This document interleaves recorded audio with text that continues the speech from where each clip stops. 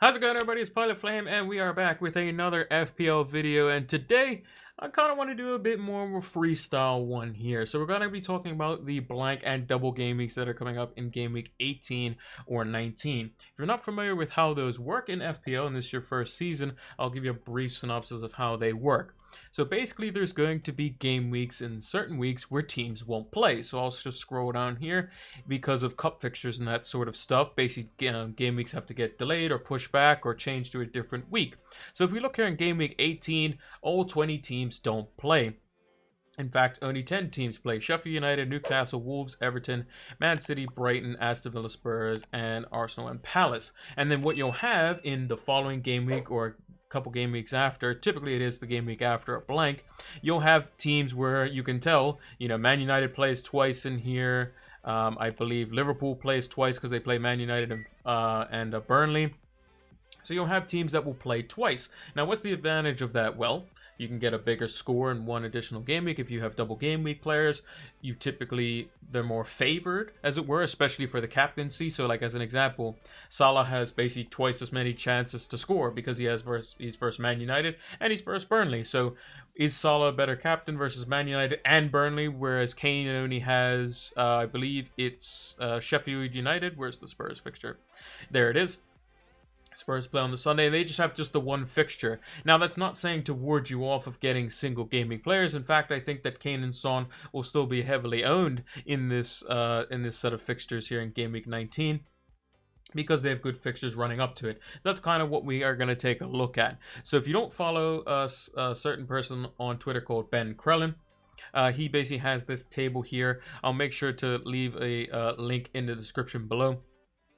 For his Twitter. Basically, he's a guy who works out all the fixtures and this sort of stuff. So it looks pretty convoluted, but the main one that we want to look at here is where it says 18 and where it says 19. So 18 is the blank game week. So if you have a red spot in it, basically you don't play. And then in game week 19, if you see two fixtures, that means you played twice. So if we look down to where it says Liverpool, come across, we see Man United in capitals, which means they play at home, as well as Burnley at home as well. So typically you want to load up on the double game week players. Now there's two different strategies that are kind of roaming around based on the amount of chips that you currently have. So me personally, I still have my first wild card, which I will have to use for game week 16, which is this game week here. This is the game week where Spurs' fixtures turn and they play against Fulham. It's also when Burnley has Sheffield United at home. So there's various different fixtures you can kind of look at. It's also when City's fixtures go a little bit bad for a couple of them. So they believe they play, where's Man City, Everton and Chelsea away in back-to-back games. Then they play Man United in the semi-final of the Carabao Cup. And then they play their FA Cup third rounder. And then they play Brighton and Crystal Palace, which are, two more favorable fixtures. You can also see over on the side here, it's a little bit smaller, but basically these are scheduled fixtures that could potentially be chucked into any blank game week. Now, we may know a little bit more in a week's time because there's potential, since United has gone through in the Carabao Cup, they may have this Burnley fixture put in the blank game week. It's possible, but we still don't know that as of yet at the time of recording, which is the 23rd of December. And then there's also the Man City fixture versus Aston Villa from the beginning of the season. Newcastle still have their postponed fixture due to COVID, which they had the breakout versus Aston Villa as well. And Aston Villa still has two fixtures, so they have the most to make up. So we may see some fixtures further down the line, potentially in game weeks like 26, game weeks 33. These are typically when you have FA Cup fixtures. This is typically when you have, round of 16, round of 32, Champions League and Europa League fixtures being put in. And the further and further teams go along, you would think, specifically in the domestic competition, so basically the FA Cup in this case, you like to or would think that Liverpool, Man City, Man United, Arsenal, Everton, the teams that are going to be, Shouldn't mention Arsenal not doing too well, but you know, the teams that typically are going to be doing well at the top of the Premier League table are going to be the most sought after in FPL, just because of how good their players are, and they're going to be the ones potentially getting the double game weeks because of the fact that they've gotten further into a cup, so they have to play that game rather than playing the league game, and then it'll be pushed on further on in the year, where they play basically 2 games in quick succession. Maybe they play 1 game on a Tuesday, then they play on a Friday or a Thursday, and then they play on the Sunday. So expect jam-packed fixtures. But if you want to take a look at this in great detail, I'll leave it in a link in the description down below. But let's get on to my team currently. Those are the fixtures. Let me move up here. So this is my team currently as it stands. I've already made 1 transfer ahead of Game Week 15, which is Ben Chilwell is out for Robertson. But regardless of that, what some people need to be looking at is there's obviously 2 different things that you could do. So if you have your wild card like myself, you can follow the strategy that I'm potentially following, but also go over briefly the strategy that other people are following. So what you need to look at is, if you don't have your wild card from the beginning of the season, let's say you used it in game week 3 or 4 or something like that, you need to kind of assess your team and say, is my team better set up for game week 19, where there's a lot of double game week fixtures? So as an example, we looked at my team. We would see I have Charlie Taylor has a double game week. Robertson has a double game week. Ayling has a double game week.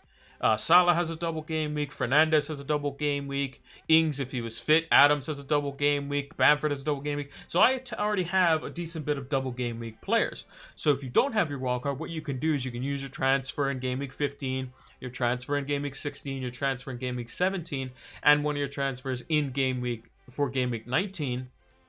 You can use those transfers to build your team and get yourself a full double game week team squad if you want. So you can field 11 players or more if you're planning on using one of your chips, in order to get as many double game week players as possible. If you have more players that are set up for the blank, so let's say you have, maybe you have De Bruyne, Diaz, and Cancelo. You also have Jack Grealish, you have Son and Kane. All of these players play in the blank game week, so you may want to bring in players for the blank game week and then use your free hit or your second wild card for the double game week in 19. However, those sorts of chips where you can alter your team all in one go are a lot more powerful and potentially could be better used in potentially bigger game weeks down the line. But the most common strategy, what people are doing for if you don't have your wild card, is basically set up your team in such a way to where you have your team either set up for the blank game week and game week 18 with transfers, or game week 19, and then free hit in the other one. Your free hit chip, for those that don't know, is a chip that's basically a wild card for 1 week. So what you do is you get to transfer as many transfers as you want, change all your players. You don't lose any team value with the players that you currently have. And you basically get a team for 1 week. And then once that game week's over, your team gets reverted back to what it was. Another thing to note is that when you use a chip that is a team-altering chip, such as the free hit, the first wildcard, or the second wildcard, you lose both your transfers. So if you have 2 transfers set up going into that week, you will lose both of them and only have 1 the following week. So make sure to use your spare transfer or go into that game week so that you only have the 1 free transfer from that week to use. Otherwise, you will lose it. So in my case, I've already used 1 transfer this week going into 15. I'll get 1 transfer going into game week 16. If I use that, then I'll have 1 transfer going into game week 17. But if I didn't use it, I would have 2 going into 17. And if I didn't use, if I only use 1 of them, then I would lose it if I use my free hit, because my free hit consumes all my transfers for that week in terms of what you had banked up, and then it activates the chip. So that's something to kind of consider to make sure that you don't lose out on it. Now, some people may be fine with their team in the way it is, and then maybe they burn a transfer. That's up to them. But personally, I think transfers are quite valuable, especially during this time of the season where, as you can see, my team has a few injuries. Had Chilwell in there as well. I know some people are sitting on Chilwell, Reece James, Lamptey, which is 3 injuries right off the bat. And if they have Ings and other players, that could also be a problem as well. But personally, I think if you don't have your wild card, I think you set up your team for game week 19 with double game week players, and then you either use the bench boost, so that basically what that does is it accumulates your score with your players on your bench where they normally wouldn't be counted unless they came in as a substitute. So what you would need to do is basically set up your bench in such a way to whereas it has players that are the double game week players or players that are going to do well in the single game week, such as Kane and Son, who are single game week players, or the likes of Jamie Vardy, Bruno Fernandes, who have a double game week. But for me, this is my team currently, and I basically have the wildcard still. I'm going to set my team up with as many double game week players as I possibly can and still have the ability to manage the fixtures beforehand. Because if we go back to the fixtures really quickly here, you can see that Leeds have a double game week, but they also have a couple of good fixtures beforehand. Burnley have a very good couple of fixtures, but their double game week isn't that great. Arsenal have a couple of, good fixtures beforehand, but they only have a single game week, so probably not looking there. Aston Villa after game week 15, so basically when I would have my wildcard is active from 16. It's activated in 16. They have Chelsea, Man United, Liverpool, Tottenham, Everton. So I can freely get rid of Grealish if I want to. I don't have much value tied up in him. Or if you had Emi Martinez and that sort. Anyone from Villa, basically. Chelsea, maybe you can get rid of, Reece James, Chilwell, maybe Zuma if you don't feel comfortable owning a Chelsea defender, versus Arsenal away, Villa at home, Man City at home for those fixtures. And then use your spare transfer or two along the line to bring them back in game week 19. So you will have one transfer going into game week 19 if you're not using your free hit there, and you could bring in like Zuma or Chilwell or Reece James if they're fit at that time. But my plan is basically probably to have one of their defenders and then maybe bring in a second one. Liverpool, again, they have Newcastle and Southampton. Both fixtures are away, but again, they still have a great double game week fixture here. Potentially triple captaincy option. That's another thing. If you're loading up on double game week players, you don't have to load up your bench unless you're using the bench boost. And if you're not loading up on the bench, so maybe you can field 11 double game week players and you're happy with those, then you can look to do the triple captain. So potentially a triple captaincy on Mohamed Salah. 2 home fixtures looks quite good. Maybe if Antonio is fit, Burnley and West Brom look quite good. But again, is he going to play both fixtures due to fitness? Maybe not. Who else do we have here? Leicester, Southampton, and Chelsea could be, both teams play a decently high line. Vardy could definitely get in behind that. He could be a triple captaincy option as well. So there's many different ways you can slice it. But I'm going to go for the strategy, which is wildcard my team to get some double game week players in. Free hit in 18 where the blank isn't as good, depending on, what fixtures are there available at the time. So if we look back at my team, players that play in the blank game week. So I would have Sanchez versus Man City, which isn't great. Lamptey would be against Man City, which isn't great. Charlie Taylor, does he play? Burnley does not play in that game week. Leeds don't play in that game week. Neither does Liverpool. I believe Wolves do. But they play Everton, which isn't great. So I wouldn't have very many defenders. Salah doesn't play. De Bruyne does. Fernandes might. Burke isn't a guaranteed starter, but Grealish would. And none of my front line do. So I probably need a free hit going into game week 18. So basically, I'm going to load up on some double game week players. So what we're going to do here is we're going to look at a team that I've kind of drawn up. Just a rough draw up. So my team value is currently around like 102 million. It's a little bit on the lower side. I've seen people in the 103, 104 mark. And this is kind of what I've drawn up. So basically, I think that when I wildcard, I'm still going to want... This is going to be what my wildcard team would look like. Or thereabouts. This is a rough draft at the moment. So I want to keep Kane and Son in. And basically... when I wildcard this team into game week 16, I'll have my transfer for game week 17, my free one, and my transfer for game week 19. So I basically have 2 free transfers. In game week 18, I'm using my free hit, so I don't get a transfer that week, because if you use a transfer and then you free hit, it's going to go into your team anyway, and it's going to be for free, so you don't get that transfer for your actual team. So what I was thinking is basically have this sort of team. So I would have Johnston plus a goalkeeper. I'm thinking Fabianski just because his double game week is so good. West Brom and Burnley almost guaranteed clean sheets there for the most part. Kufal, And Taylor, very good cheap options. I think Kufal is probably one of the most underrated players. I've seen him play for West Ham quite a few times this season when they were doing quite well. And I was like, this dude is really good at crossing the ball, and he creates a lot of chances, and his underlying stats are quite good. Charlie Taylor, cheap option for the Burnley defense. Zuma is probably going to be the most common Chelsea defender for the time being, just because of Chilwell and James being out, and he plays 90 minutes basically every game, unless he's injured. And he's very, very good, set piece, threat. He scored 4 goals this season already, and could be quite good. And he is who's he versus again? In game week 19, he is against Fulham and Leicester, both not great in set piece play. Now that might change with Soyuncu for Leicester, but Fulham definitely have been conceding some from set pieces. Ben Mee is just kind of a stopgap, and we'll show you in a second how.